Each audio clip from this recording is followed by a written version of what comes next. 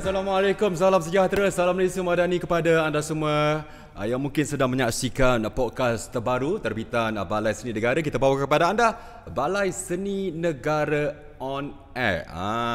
Podcast terbaru yang mana kita cuba congkel, kita cuba cari kemanisan seni itu sendiri. Dan untuk minggu ini lebih istimewa kalau sebelum ini kita bersama dengan Ketua Pengarah Balai Seni Negara iaitu Encik Amiruddin. Hari ini kita bawa dua terus tetamu jemputan yang sangat istimewa, masing-masing ada kepakaran sendiri. Saya harap tidak akan diduga dengan soalan-soalan yang berat-berat, walaupun saya yang bertanya soalan sebenarnya.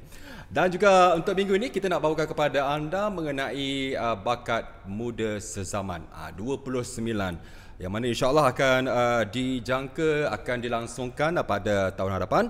Baik, dan istimewa untuk minggu ini kita nak bawakan kepada anda dua tetamu jemputan yang kalau di Balai Seni Negara ni semua mengenali beliau. Kita bersama dengan Encik Eri Arham Azmi yang juga merupakan tokoh penting dalam seni visual Malaysia. Dikenali sebagai kurator, penulis dan juga bekas pendidik seni. Assalamualaikum Cik Eri. Waalaikumsalam. Kita panggil Cik Eri boleh lah Boleh. Arham pun boleh. Sentiasa ceria orangnya. Apa tadi? Nak panggil Arham pun boleh. Kita panggil Cik Eri lah. Boleh. Nampak seni contemporary sikit. Baik. Dan juga kita bersama dengan tetamu jemputan kita yang kedua. Kita bersama dengan Cik Bayu Utomo.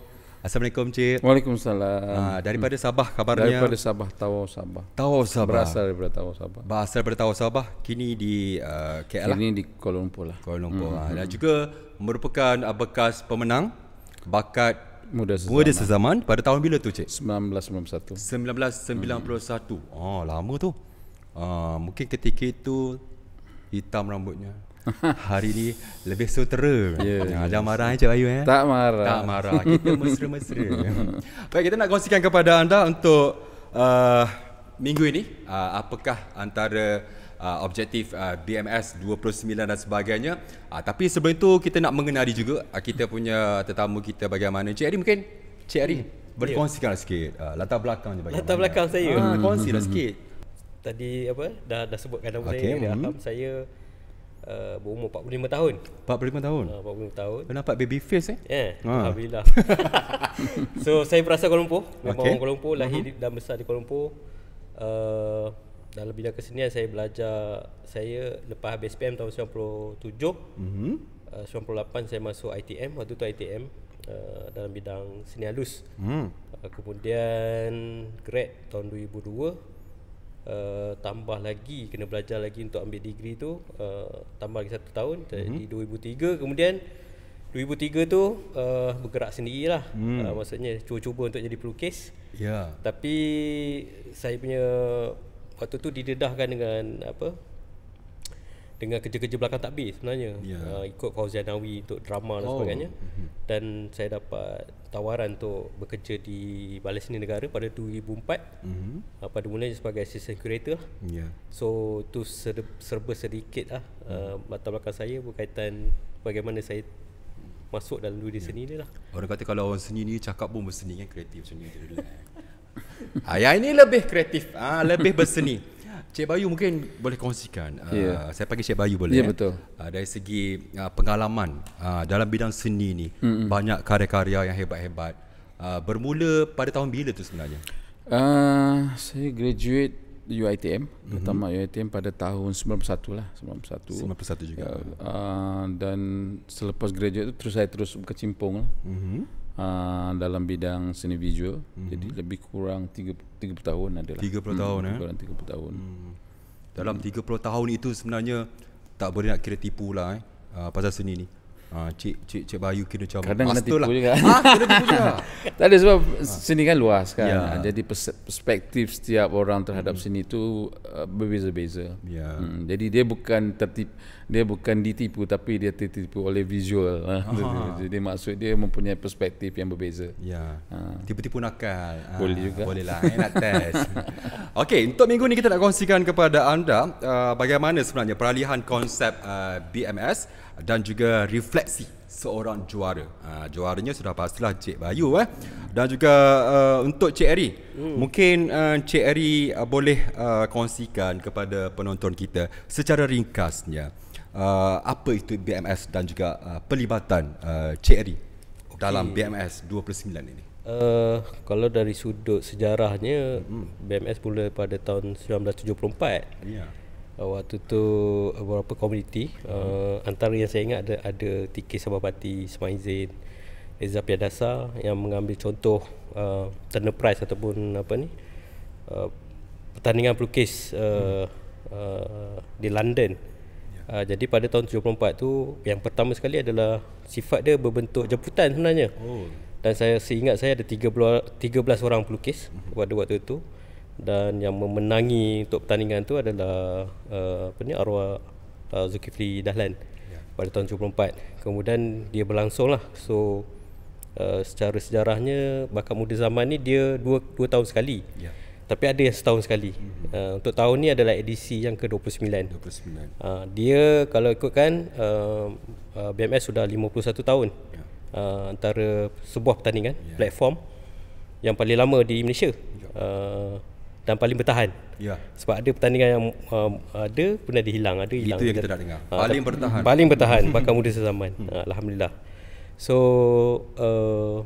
berubahnya bakat muda zaman ni, saya kira nanti Abang Bayu pun dia akan sharekan lah di zaman dia. Tapi di zaman saya, sebab saya masuk balai pada tahun 2004 dan first kali saya menguruskan kira pengurus projek lah bakat muda zaman ni pada tahun 2010.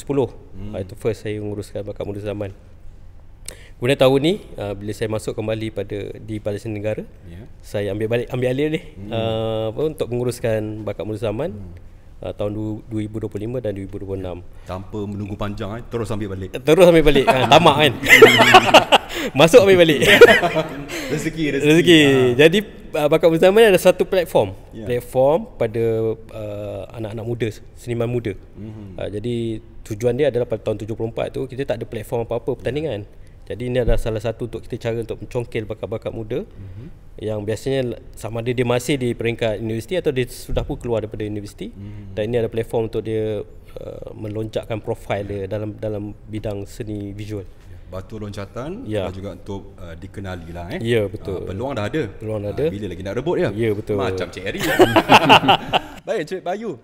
Cik Bayu merupakan pemenang REC pada tahun 1991.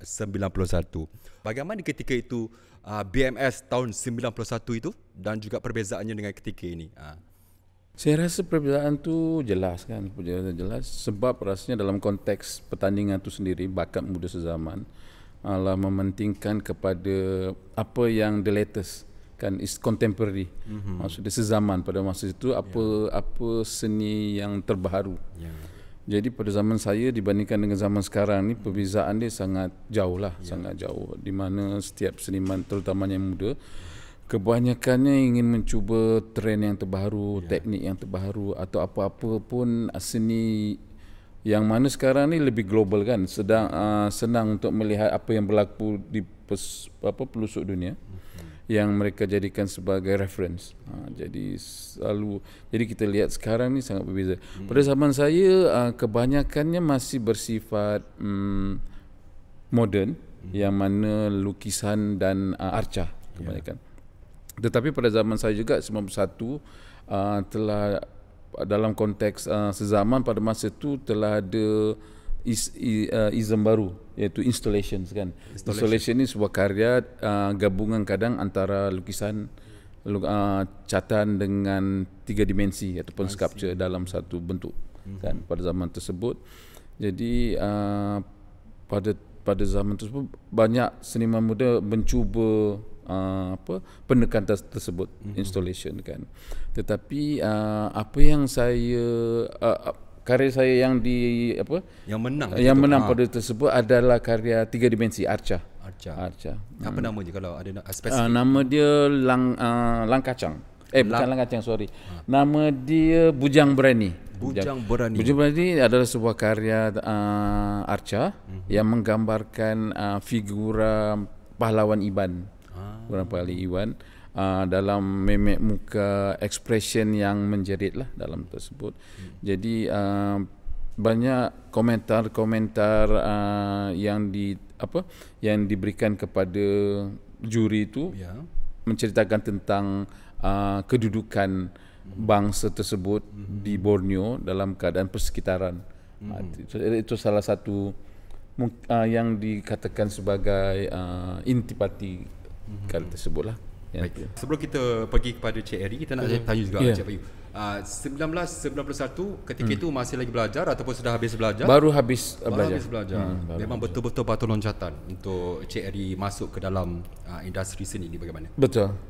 Jadi pertama sekali kemenangan saya di Bakat Manusia Zaman tu kira salah satu bonus lah, betul-betul bonus. Yang mana setiap art graduate pada masa itu kan mencari platform-platform untuk mereka membina. Dan apabila saya keluar je saya menang dan platform tu mudah lah bagi saya untuk dikenali. Jadi dia menjadi satu jalan lurus lah untuk saya terus berkarya, yang mana untuk dikenali tu lebih mudah lah kot. Keyword dia jalan lurus. Kalau macam Cik Eri tadi, dia rebut peluang, tak tunggu masa dah. Baik, untuk Cik Eri, mungkin sebagai curator, apa cabaran utama yang Cik Eri melihat BMS yang beralih daripada konsep art on site kepada specific site? Saya nak share sikit boleh daripada 2010 tu, sebelum berubah ke art on site dan site specific. Dia ada perbezaan cabaran yang berbeza. Contoh kalau kita tahun 2010 tu kita buat Bakat Muda Sezaman, dan pengurusan yang paling challenge adalah pengurusan dia. Sebab you nak kena pasti dulu tema dia ataupun objektif BMS kali ni.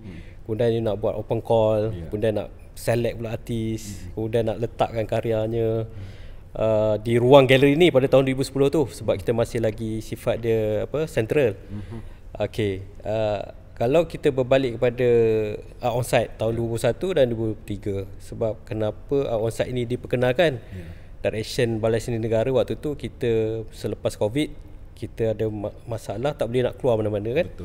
So semua orang berada di tempat masing-masing. Jadi konsep yang diperkenalkan pada tahun tu oleh Balai Seni adalah DNA, iaitu desentralisasi, norma baru dan alternatif strategi. Panjang so DNA, kita pakai DNA je. So DNA tu desentralisasi. Mudah kerja. Kan? So macam, cepat je kan. So desentralisasi ni apa? Benda yang tidak berada di ruang macam pusat yang tetap. So sebelum ni kita semua orang datang ke balai untuk tengok karya. Untuk tandingan Bakat Muda Sezaman. Tapi selepas Covid kita fikirkan kenapa tak kita buat dekat tempat yang mana seniman berada. Lebih sifat dia lebih open kan. Dan kenapa norma baru? Sebab kita kena terima, kena accept bahawa benda tu telah berlaku, Covid telah berlaku, dan kaedah kita membuat sesuatu perkara juga kena accept dengan benda yang baru. Dan alternatif strategi ni adalah supaya kita tak banyak gunakan kos. Sebab bila kita buat contoh kita buat di Balai Seni Negara, artis kena hantar karya ke Balai Seni Negara. Dia memerlukan kos untuk penghantaran dan sebagainya. Dah habis pameran kena angkat balik, bawa balik rumah. Kan? Jadi kenapa tak dibuat di tempat mereka, di tempat yang lebih kita pergi ke sana. Maksudnya dia lebih luas, bila orang pun boleh pergi tengok seni di ruang-ruang yang selain daripada Balai Seni Negara. So itu yang berlaku untuk art on site pada tahun 2021 dan 2023. Cuma untuk 2025-2026 BMS ke-29 ni dia punya challenge lain pula. Apa challenge ni? Ceritalah sikit. Dapat kena cerita. Untuk kali ni kita masih lagi sifat dia desentralisasi dan bukan lagi di Balai Seni Negara, tetapi kita fokus kepada site spesifik, iaitu tempat yang telah kami pilih, iaitu di Langkawi. So BMS kali ini akan berlangsung di Langkawi, di sekitar Langkawi, dan kita sedang kena pasti dan telah pun kena pasti beberapa tempat yang sesuai ataupun yang tempat yang boleh artis berkarya di ruang-ruang yang punya signifikan lah. Nak tahu tempat-tempat menarik, call saya. Ya ke? Jadi orang Langkawi. Mungkin kepada anda semua penonton-penonton Balai Seni Negara On Air, kita nak kongsikan sikit mengenai BMS 29. Yang mana ianya membuka jalan mendorong seniman dan juga penonton untuk berinteraksi secara lebih mendalam dengan lokasi dan juga membantu mendedahkan naratif tersembunyi, sejarah yang mungkin dilupakan ataupun isu-isu kontemporari yang berkaitan dengan lokasi spesifik tersebut. Betul ke Cik Eri? Betul. Takut pula nanti salah. Dan juga ianya mencipta pengalaman seni yang unik, memperkasa ruang dan juga komuniti, mencabar paradigma seni konvensional dan juga merangsang inovasi yang kreatif. Betul Cik Eri ya? Okey. Cik Eri dah kata mengenai Langkawi. Kenapa Langkawi? Itu soalan. Okey, Balai Seni adalah agensi di bawah MOTEK. Okey. MOTEK ni kita tahu bahawa Kementerian Pelancongan Kebudayaan dan Kesenian lah. Ya. Dan of course kita mengikut ahli tuju MOTEK dalam hal-hal pelancongan, kebudayaan dan kesenian. Kenapa Langkawi?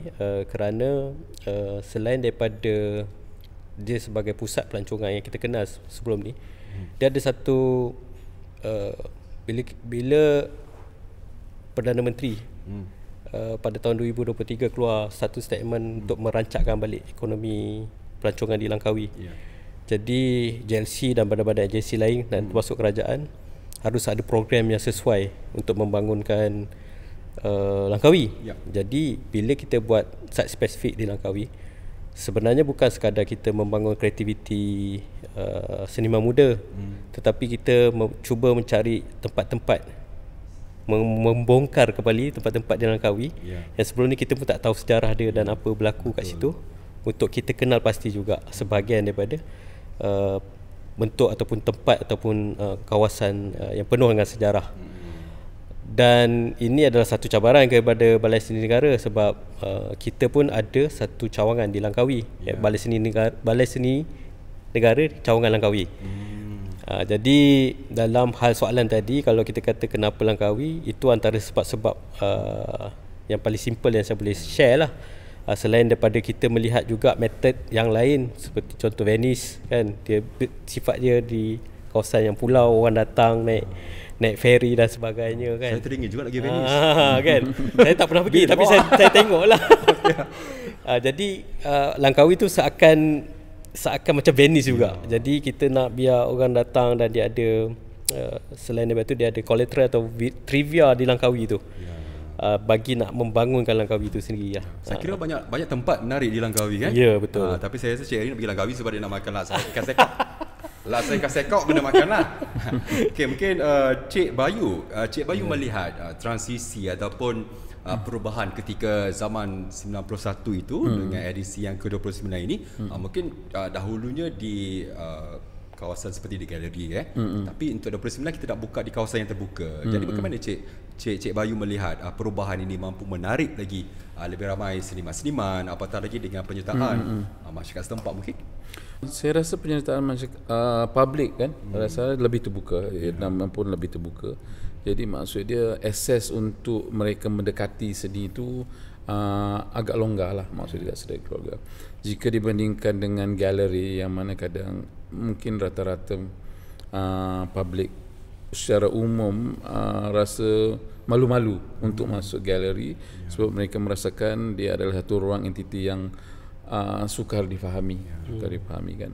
Dan apabila challenge untuk membawa karya-karya ini dibuat di ruang terbuka, saya rasa artis pun difahamkan tentang set spesifik untuk mereka ada direct connection dengan public supaya pemahaman public ada priorities. Pemahaman public adalah priorities untuk karya orang.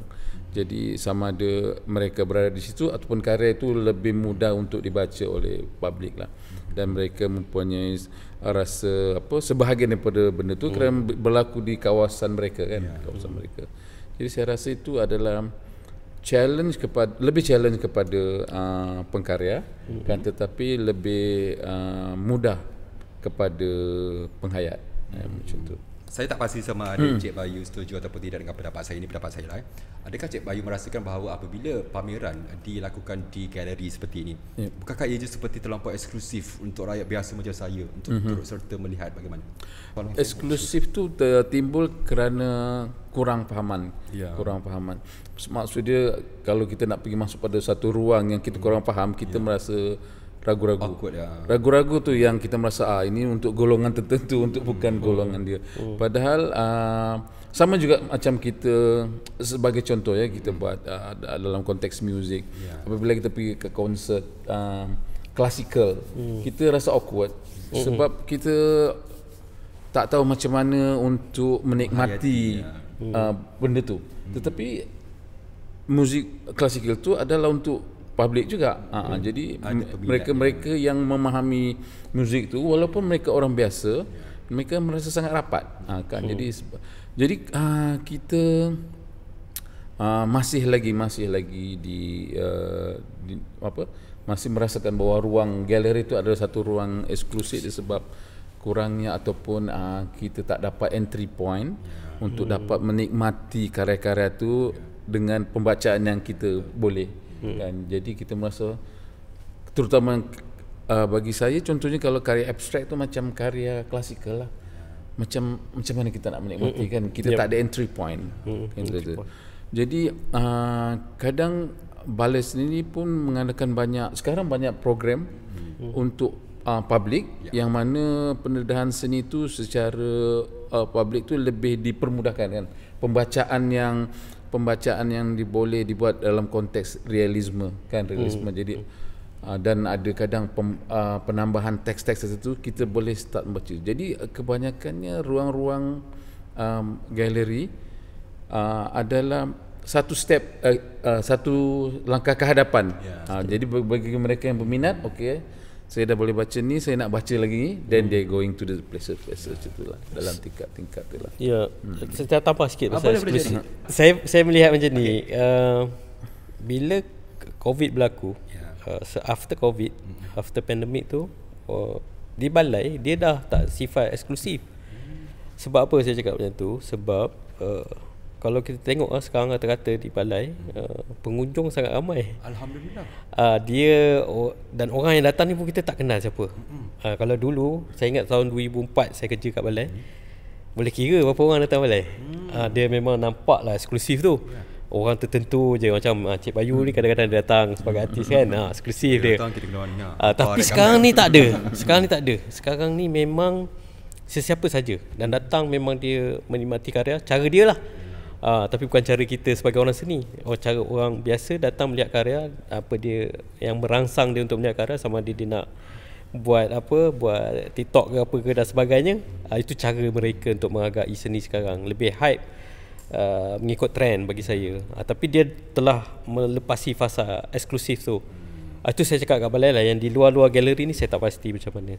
Tapi di balai lebih banyak orang datang sekarang. Perubahan masa dan orang-orang muda kita sekarang ramai yang minat dengan seni sebegini. Okey, Cik Ari, mungkin Cik Ari boleh kongsikan ke mana? Yalah, kita tahu BMS dah nak masuk ke edisi yang ke-29. Sepanjang 29 edisi tu, mungkin Cik Ari melihat ke mana hala tuju BMS ini sebenarnya? Kalau pandangan saya lah, mungkin against juga dengan apa yang kita telah directkan, tetapi sebenarnya pandangan ni adalah pandangan yang lebih saya melihat ke depan lagi 10 tahun. Yang mana BMS ni dia a part of macam binary sebenarnya. Kalau di luar negara kita ada binary, kita ada apa? Binary. Dia itu adalah satu acara besar bersifat 2 tahunan. Dia ada macam Singapore Binary, Guangzhou Binary. Sekarang saya faham. Dan Binary ni antara salah satu event besar seni di dunia. Jadi BMS ni lonjakan dia kita nak bawa ke arah tu. Yang mana bukan lagi kita bertanding, seniman muda bertanding untuk peringkat lokal, tetapi dia dilihat secara antarabangsa, antarabasaan. Jadi saya melihat itu ke arah itu lagi 10 tahun. Mungkin sekarang kita sifatnya kita buat masih di Malaysia. Mana tahu tahun depan kita buat di Thailand ataupun Filipina. 2 tahun lagi kita buat di Korea. Dan itu sifat dia yang cadangannya ataupun direction yang kita nak bawa lah. Pasport saya lagi 5 tahun hidup lagi.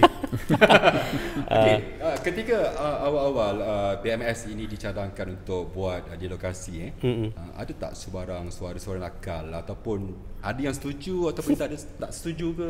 Ini Langkawi ni banyak makan modal. Langkawi ni susah di pulau. Kita tak tahu cuacanya bagaimana. Contoh. Ada. Kongsikan sikit. Ada, tapi saya anggap tu sebagai cadangan sebenarnya dan komen, sebab dan orang-orang yang memberi komen ni saya rasa mereka ni orang yang baik sebab dia mengambil berat. Sebab mereka melihat sebab kalau tak lihat BMS tu maksudnya dia tak peduli pun. Tapi orang yang memberi cadangan, memberi komen ni adalah orang yang melihat perkembangan BMS, dan dia orang ni sepatutnya kita raikan juga. Dan komen-komen tu kita di Balai Seni Negara ni memang kita dah cakap tadi, kita ada direction kita kan. Sometimes kita tak boleh nak puas hatikan semua orang, dan kita cuba juga. Contoh tadi kita kata nak buat kat Langkawi kan, perlukan modal, kos dan sebagainya. Itu di peringkat kami lah, di peringkat mesyuarat tertinggi untuk memutuskan bajet dan sebagainya kan. Tetapi yang kita nak jayakan ni adalah melihat bakat muda zaman dalam konteks yang luar biasa. Sebab tahun ni kita punya moto tu pentas pertandingan seni kontemporari luar biasa. Sekali lagi. Moto kita BMS kali ni ialah pentas pertandingan kontemporari luar biasa. Itu dia. Saya copy paste tuan-tuan dan puan-puan. Mungkin Cik Bayu melihat bagaimana dengan perubahan ini? Adakah ianya relevan ataupun tak perlu kita buat kat galeri je? Saya rasa dalam konteks bakat muda sezaman tu sendiri kan, bakat muda sezaman, dia harus berkembang atau berevolusi secara natural kan. Akan datang tu dalam bentuk apa pun, itu adalah bentuk yang memang dianjurkan oleh balai kan. Dia nak berbentuk contemporary. Apa bentuk contemporary, dan cara pengurusan dan cara untuk meletakkan itu adalah bergantung kepada idea dan pemikiran orang yang curatorkan show tu lah. Jadi kita saya rasa dalam 10 tahun ke hadapan kita masih boleh menjangkakan bahawa pameran tu akan di luar daripada apa yang kita jangkakan sekarang. Sama dia benda boom ataupun bentuk dia yang sangat tidak masuk akal ke kan. Sebab saya rasa evolusi seni itu sendiri sangat di luar jangkaan kan. Sebab kita bayangkan pada zaman saya dulu, galeri adalah satu tempat di mana untuk melihat karya-karya seni kan. Tetapi kat sini sekarang mural tu berada di every corner of buildings kan. Dia maksudnya di public. Di masa akan datang tak tahu lagi. Di masa akan datang mungkin tempat untuk melihat seni adalah di sosial media.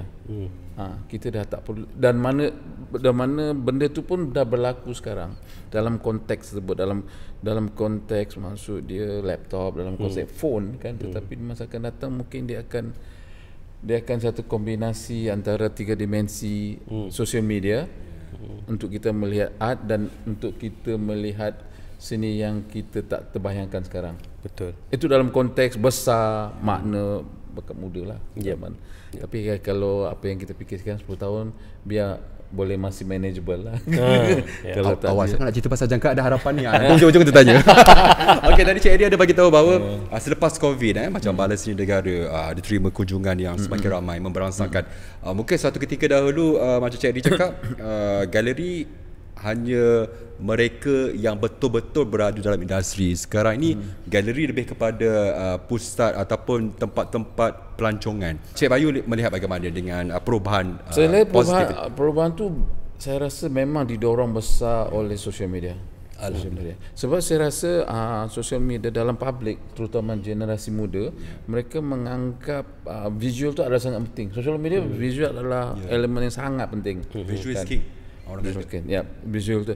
Jadi apabila kita bercakap visual, dia tak boleh lari daripada sama ada benda tu visual seni ataupun visual lain. Landscape ke nature kan, all this visual yang mana terpapar dalam screen kan. Jadi seperti kita tahu, suka tak suka generasi muda, walaupun mereka tak belajar seni, tapi automatically they understand about art daripada visual yang diorang dapat, daripada info-info, small info daripada media, kan.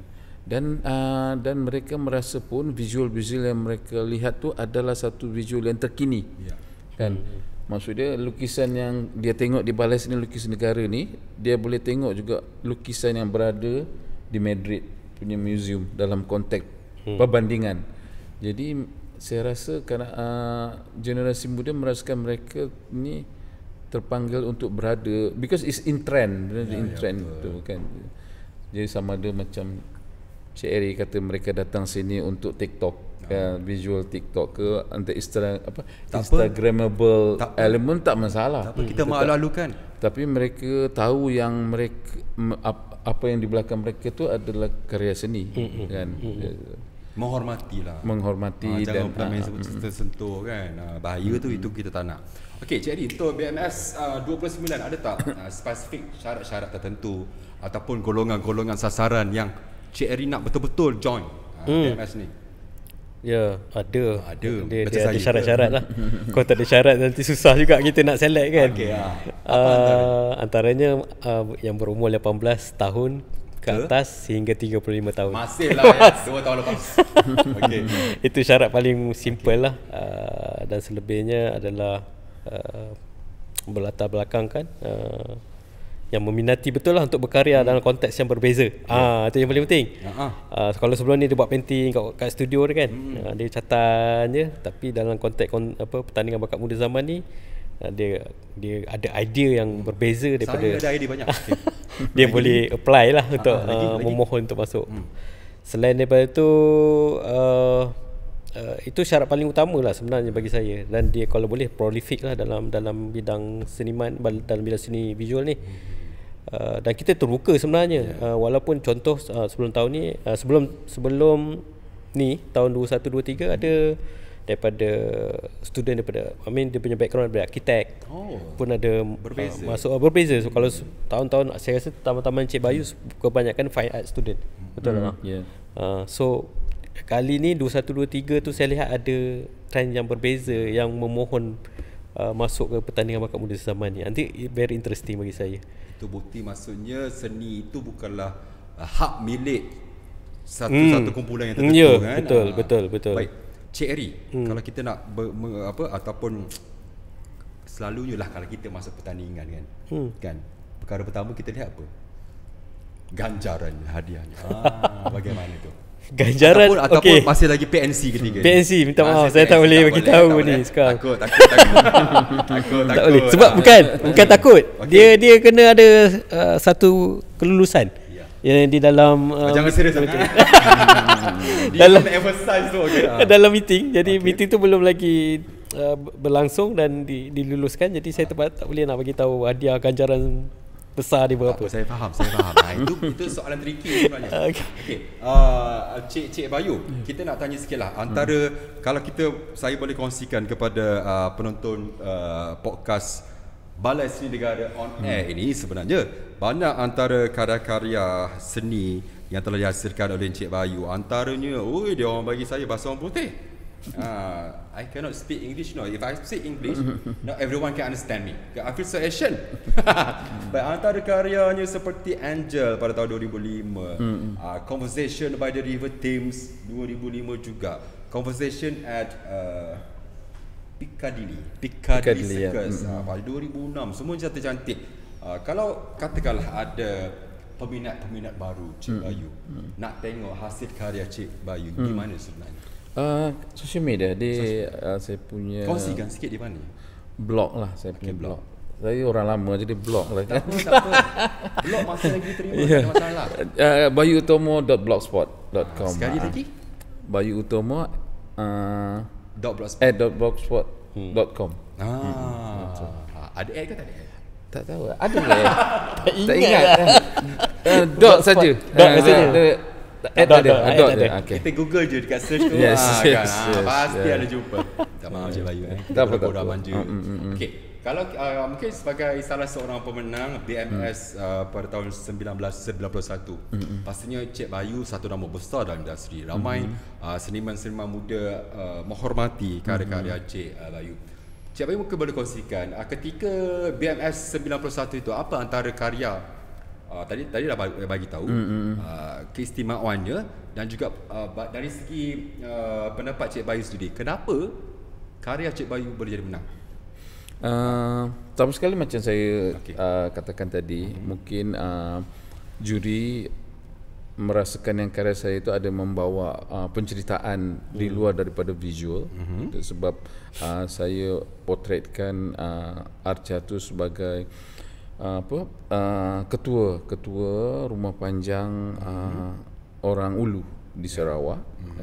Dan apabila kita berkatakan tentang ketua rumah panjang orang Ulu, kita memperkatakan tentang tanggungjawab beliau di kawasan tersebut orang Ulu dan di persekitaran tersebut, yang mana pada zaman tu saya rasa logging kan itu ada ataupun elemen-elemen luar yang masuk ke kawasan mereka itu adalah satu isu-isu yang penting kan. Jadi bagi orang-orang kat luar atau juri-juri merasakan bahawa itu adalah satu penceritaan ataupun salah satu elemen yang membawa karya tu mendepanilah karya tu. Jadi itu salah satu yang saya dengar.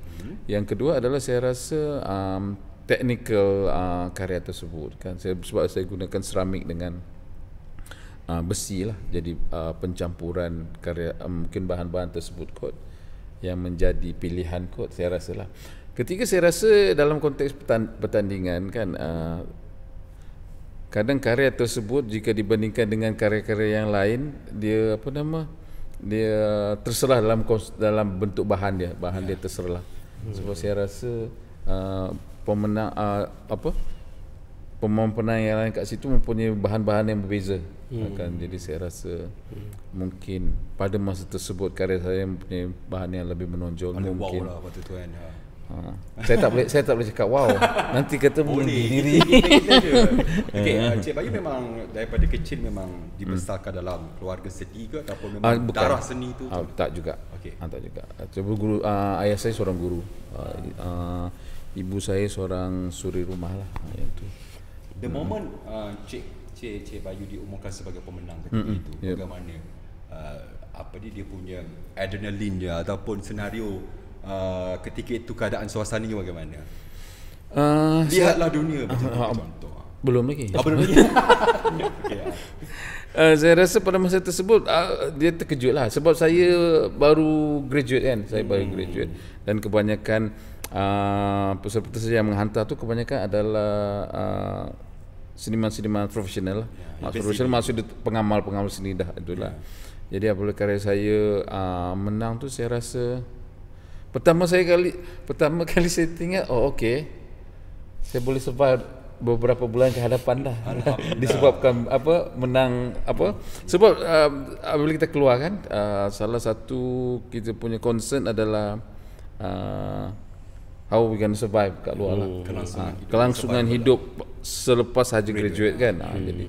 Jadi saya rasa bersyukur dalam konteks menggunakan hadiah tu untuk kita okay, I will do some works within few months back ni tanpa memikirkan benda-benda yang lain. Macam tu lah.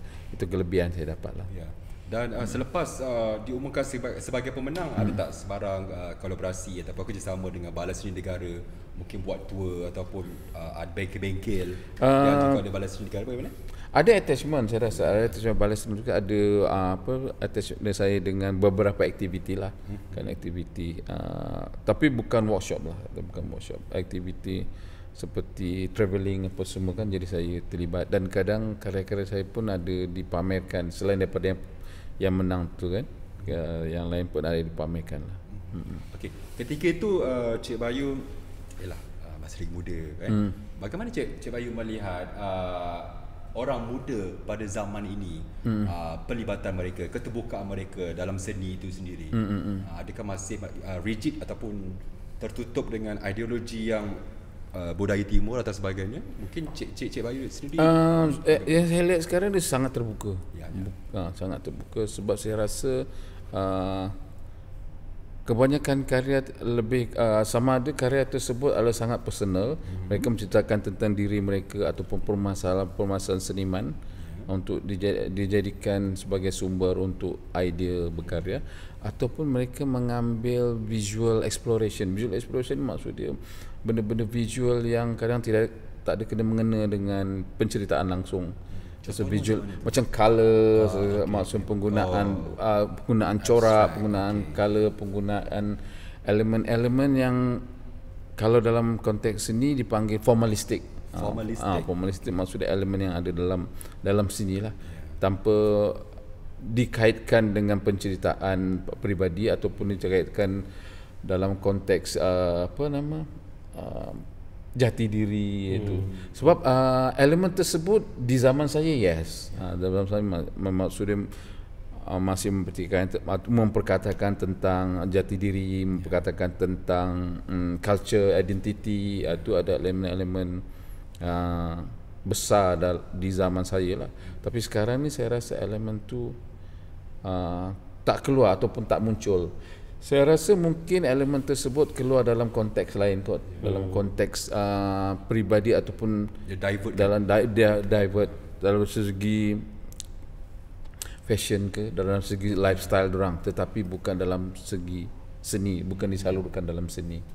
Kerana seni itu sendiri luas kan, terlampau umum. Kalau kita nak sebut pasal seni lakonan pun seni, nyanyian pun seni, tarian pun seni, fashion pun seni. Kalau macam Cik Bayu, kita tahu seniman seni, ada tak ciri-ciri khas ataupun apabila kita tengok satu karya, kita tahu itu Cik Bayu?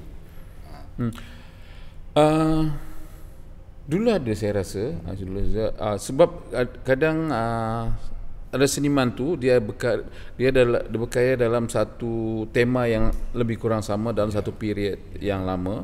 Jadi kita rasakan dia dikenali dengan bentuk atau gaya tersebut. Tetapi sekarang ni saya rasa seniman tidak mengambil banyak tema yang terlalu lama. Saya kadang dalam tema satu untuk beberapa karya, jadi mereka jarang dikenali dalam bentuk tema-tema tersebut sekarang lah. Tapi zaman saya memang saya rasa sekarang. Contohnya sebagai seorang seniman itu, kalau dia dikenali sebagai temanya wayang kulit, kita tahu itu adalah dia. Betul. Saya nak buat jugalah macam tu. Tapi saya nak buat apa? Tak kepati terpoyak. Baik, mungkin Cik Eri, kita nak tahu jugalah Cik Eri, pendapat Cik Eri sendiri, bagaimana artis dulu dan juga artis sekarang, seniman dulu dan seniman sekarang. Ada tak perbezaan yang terlampau kontra ataupun masih lagi sama? Saya dalam bidang kesenian ni saya sedang lebih kurang dalam 98, 25 tahun macam tu lah. 98. So kalau nak kata perbezaan ni memang ada. Cuma saya nak tambah sikit tadi sebelum saya cakap pasal perbezaan ni. Okey, boleh. Nak cakap pasal habuan tadi kan. Yes. Saya tak tahu, saya tak ingat zaman abang 8,000 ke 11,000 menang utama? 5,000. 5,000 okey. 5,000 guys. 5,000. Okey. Tahun lepas, 2 tahun lepas, 2023, pemenang utama 30,000. 30,000 tahun ini? Itu belum lagi. Baru 30,000. Yang tu dapat pula hadiah lain, iaitu tiket flight ke Guangzhou Biennale. Dahsyat. Lagi? Itu dapat tiket flight. Bawa pula ke Guangzhou Biennale selama lebih kurang 10-11 hari untuk pameran kat sana. Dan selepas tu, sekarang ni kita jadikan pula di dalam Bakat Muda Zaman ni, kita di balai diberi prioriti untuk menjadikan karya pemenang sebagai aset perolehan terbaru. Maksudnya kalau dia menang, kita dibagi prioriti lah balai. Yalah. So kita boleh beli. So kita telah membeli karya pemenang Bakat Muda Zaman. Bersetujulah. Kalau bersetujulah. Tak bersetuju kau nak bayar duit. Mestilah bersetuju kan, sebab institusi awam yang membeli betul kan. Lah. Okey. Itu antara habuan-habuan yang saya boleh share tadi.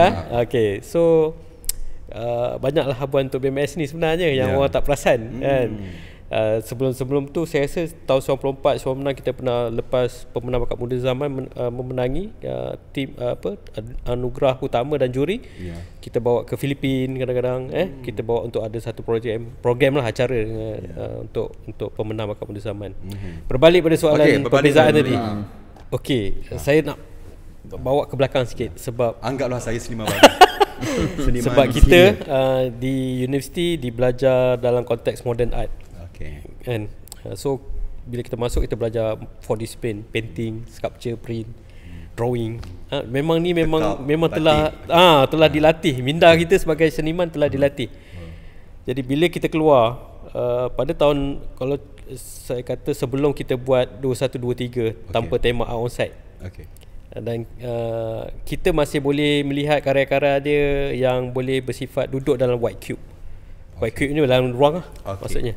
Dalam galeri lah. Kita boleh tengok ada painting macam karya Abang Bayu, 3 dimensi sculpture. Kita boleh tengok lagi karya-karya yang sifat tu installation. Masih lagi kita boleh lihat kaedah seniman bekerja. Tetapi selepas kita perkenalkan outside, dia ada sedikit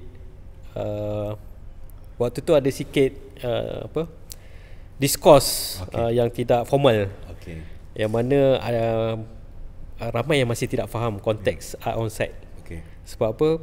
Kebiasaan kita berada di studio. Macam saya cakap di universiti sampai keluar kita masih bekerja dalam studio dan sebagainya. Tak berjumpa dengan orang melukis. Contoh itu bukan sepenuhnya lah maksudnya. Jadi bila art on site ni seniman muda tertanya-tanya, bagaimana nak buat karya di ruang publik yang lain berbeza dalam konteks white cube. Jadi kat situ kita faham 21-23 bila kita buat pencurian dan pemahaman tentang apa yang berlaku pada 21-23. Kita dapat kena pasti bahawa seniman muda masih belum get ready. Ada yang faham, tapi tak ramai. Saya tak berapa muda. Tak ramai. Ada yang faham tapi tak ramai sebab yang macam saya cakap tadi, apa yang kita telah belajar, kita adapt di universiti dan bawa keluar. Untuk tahun 25-26 ni, apa yang kita buat adalah dalam tempoh 2 tahun ni kita ketengahkan awareness melalui wacana. Penulisan? Diskurs. Diskusi sepanjang tahun ni ada wacana, ada lebih kurang 8 wacana bakat muda zaman yang membincangkan tentang perkara-perkara penting dalam simposium lah. Lebih kurang macam tu lah, simposium yang membincangkan perkara-perkara yang penting berkaitan dengan site spesifik dan on site ataupun apa-apa saja yang perlu seniman muda tahu. Sebab seniman muda sekarang kita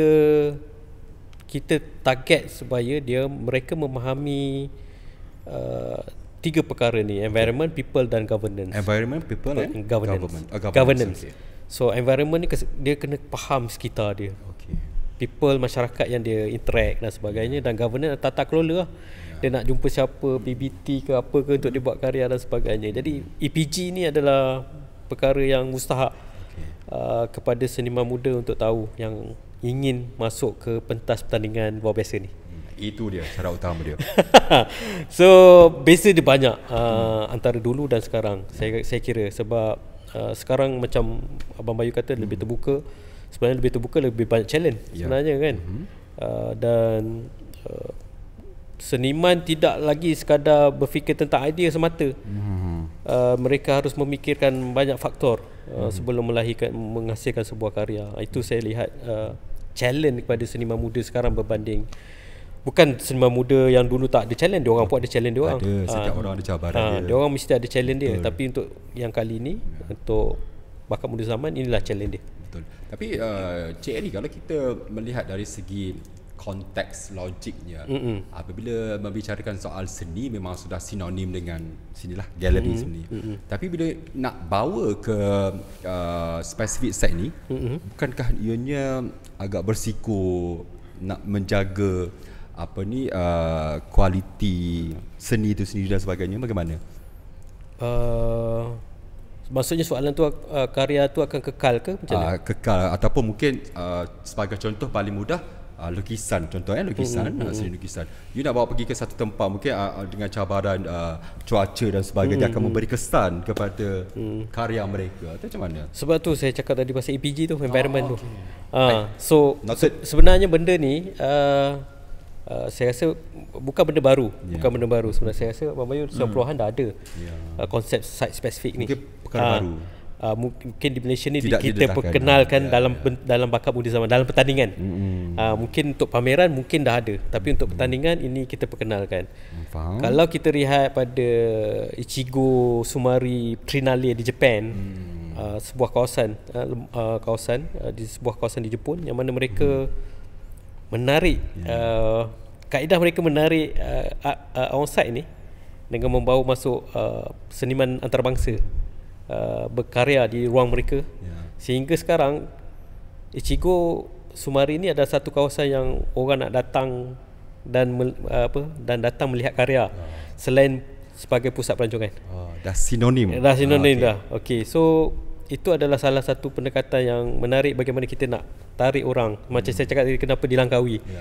Macam mana kita nak tarik orang luar atau luar negara yang datang ke Malaysia dan memperkenalkan sesuatu tempat. Dia memang kalau kita cakap ini macam orang pelancong bercakap tentang pelancongan, dia bukan sekadar pelancongan, tetapi karya-karya yang wujud di dalam ruang daerah-daerah yang kita buat tu adalah salah satu perkara yang unik yang harus dirasakan oleh orang luar yang datang ke Malaysia. Macam tu.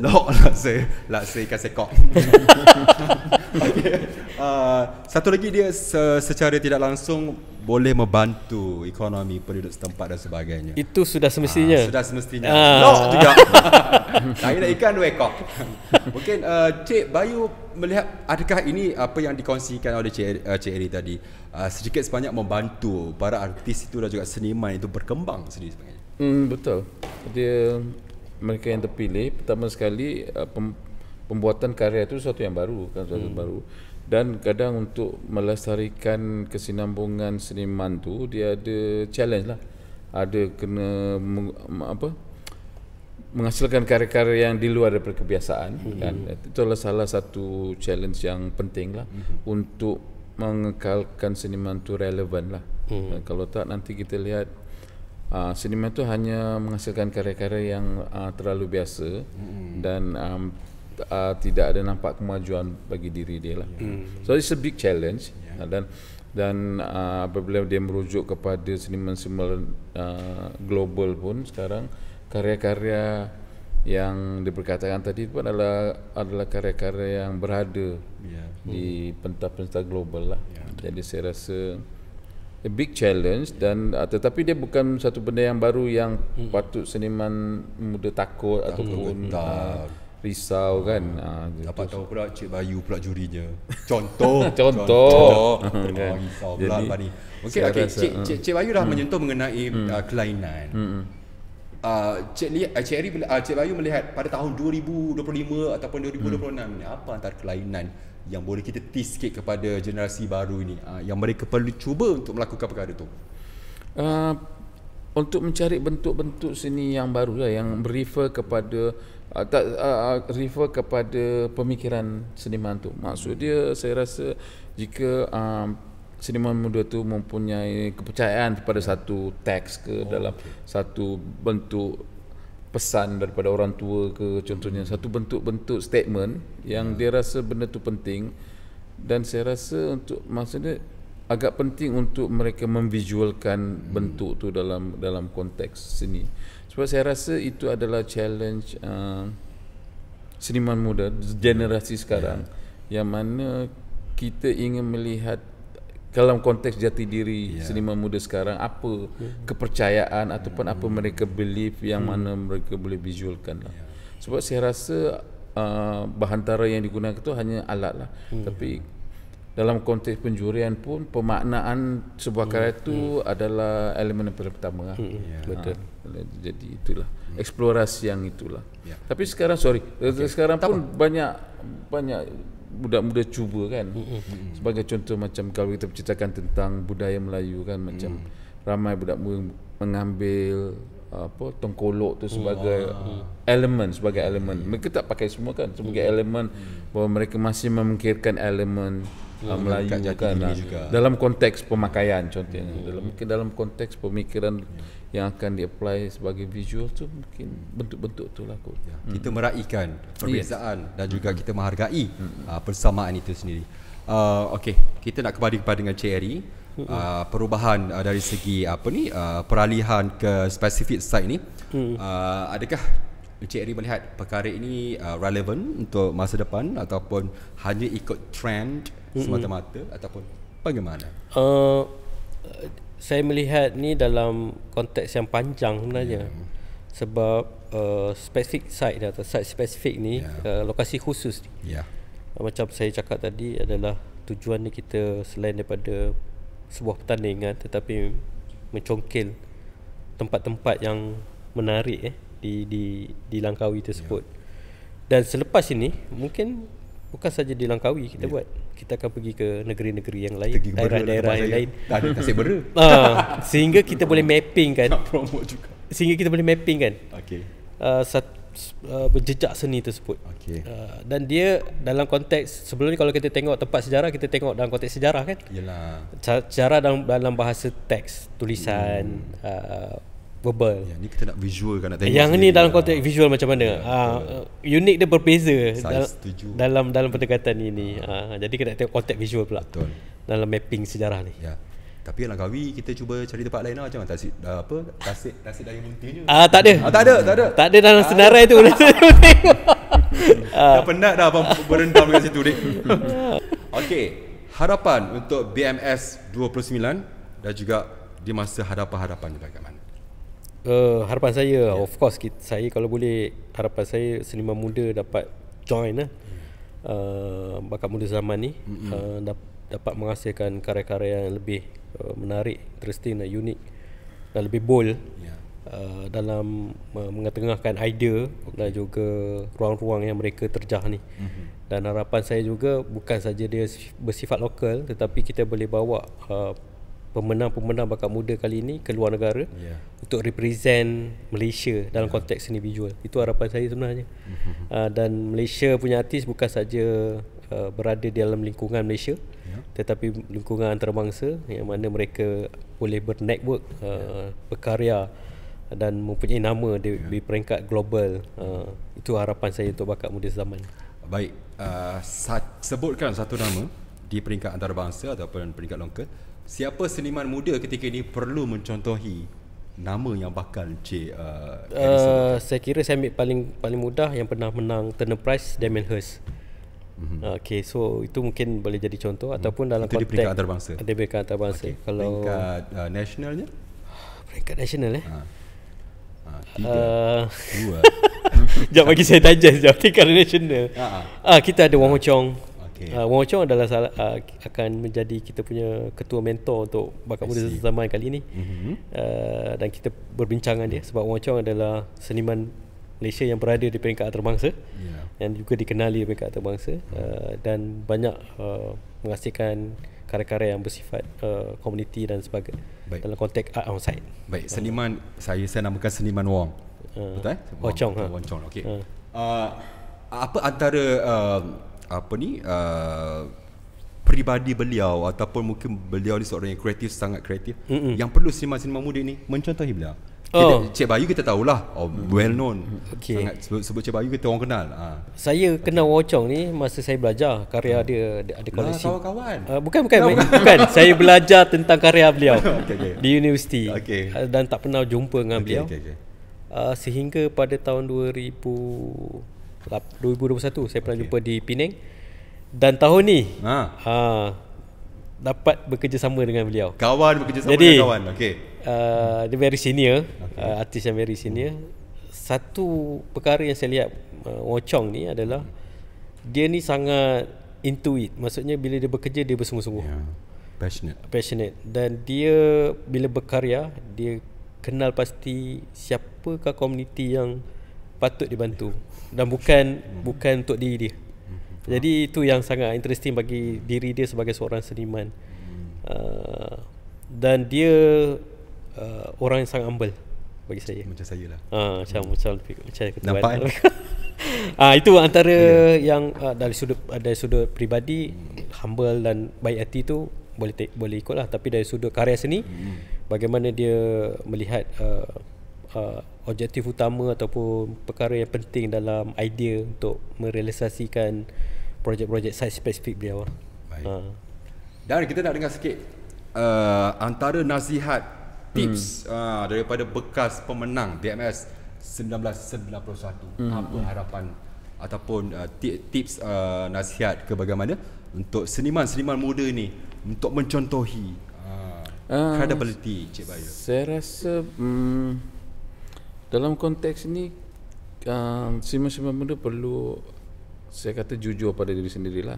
Jujur dalam diri sendiri bermaksud memikirkan tentang apa sebenarnya yang ingin dia carilah.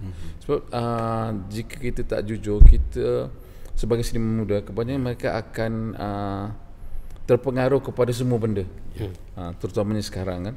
Kita terpengaruh pada semua benda, dan apabila mereka tak dapat membezakan antara benda, jadi mereka ini menghasilkan karya atas tuntutan orang, bukan tuntutan dia sendiri, bukan apa yang dia ingin sampaikan.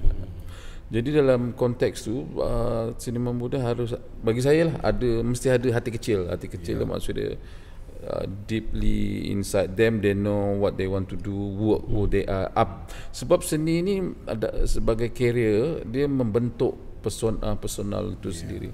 Jadi seniman tu, apa yang dihasilkan tu sebenarnya dia akan membentuk dia tu sebagai seniman apa, ingin seniman menjadi apa, bentuk apa. Jadi saya rasa itu penting. Perlu ada identiti.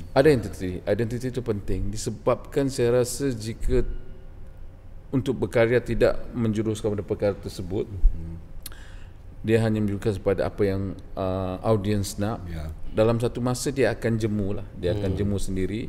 Dan apa yang kita tidak nak berlaku adalah dia merasakan apa yang dia buat tu tidak membantu diri dia menjadi diri sendiri. Itu yang menyebabkan kadang mereka, walaupun mereka itu graduate daripada sekolah seni, tetapi mereka tidak akan menghasilkan karya seni lepas itu. Mereka menganggap bahawa itu bukan suatu benda yang penting bagi mereka. Yang give up di tengah jalan. Give up di tengah jalan ataupun tidak ada dorongan, ataupun tidak ada dana bantuan ke, ataupun sebagainya. Itu dana bantuan atau dorongan itu adalah satu elemen pembantu. Yang kedua lah. Dia mesti ada pada diri dia. Sebab bagi saya, di zaman saya, elemen pembantu sangat kurang. Jadi untuk mereka tu harus berada di tengah tu, you have to be on your foot lah. Itu kan, itu bagi saya lah. Sebab sekarang ni, jika dibandingkan pada zaman saya, jumlah seniman 2-3 kali ganda. Maksud dia art student yang graduate berjumlah 20 kali ganda. Lagi ramai lah. Lagi ramai. Macam tu. Dan tetapi tidak juga menghasilkan seramai juga seniman. Jadi maksud dia, saya rasa mungkin kekurangan endurance, ketahanan bagi mereka untuk menjadi seorang seniman.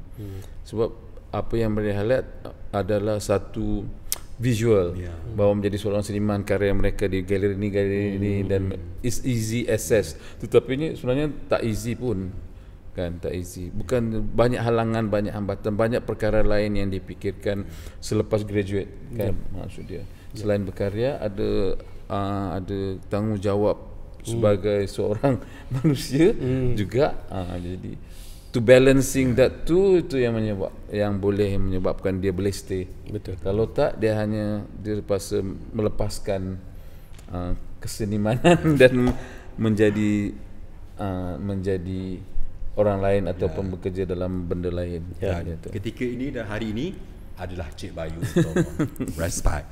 Baik, Cik Ari, mungkin kata-kata akhir untuk menjemput kepada semua seniman muda dekat luar sana untuk sertai BMS 29 ini. Kata-kata akhir saya pada semua yang warga negara Malaysia, ayo, berumur 18 tahun sehingga 35 tahun, marilah uji ketahanan anda dalam bidang seni visual untuk challenge dalam pentas pertandingan seni kontemporari luar biasa bakat muda sezaman kali ke-29 ni. Kita akan open call pada 31 Ogos 2025 sehingga 7 Oktober 2025. Selepas itu tutup.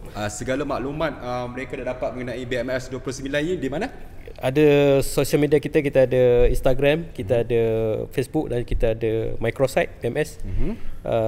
www.artgallery.gov.my/BMS. Jangkaan untuk tahun ini berapa ramai? Ataupun setiap tahun memang sama jumlahnya? roughly jumlah yang enter masuk dalam pertandingan lebih kurang 200 ke 300 orang. Oh, itu yang apply untuk yang disahkan boleh join. Disahkan boleh join itu nanti depends pada juri. Nampak. Selamat guys. Dan Cik Bayu, mungkin Cik Bayu pun sama sebagai bekas juara. Kita nak jemput lebih ramai lagi memeriahkan lagi BMS 29. Saya rasa boleh join lah. No harm. No harm. Kan saya rasa jawapan paling senang guys. Kena join lah. Saya rasa setiap seniman harus mencari peluang kan. Ini salah satu peluang kan. Banyak peluang lain. Tetapi kepada umur yang diberikan, mereka ni seniman muda kan. Dan seniman muda harus mengambil peluang yang ada untuk kebaikan dia sebagai seorang seniman. Baik. Jadi kepada semua seniman-seniman muda dekat luar sana, kita nak cabar mereka ni. Kita nak cabar mereka untuk turut sama menyertai BMS 29 untuk register dan bermula 31 Ogos ini sehinggalah 7 Oktober. Dan untuk maklumat lanjut mengenai BMS 29, anda boleh layari laman sesawang sendiri Balai Seni Negara. Dekat situ macam-macam info anda boleh dapat.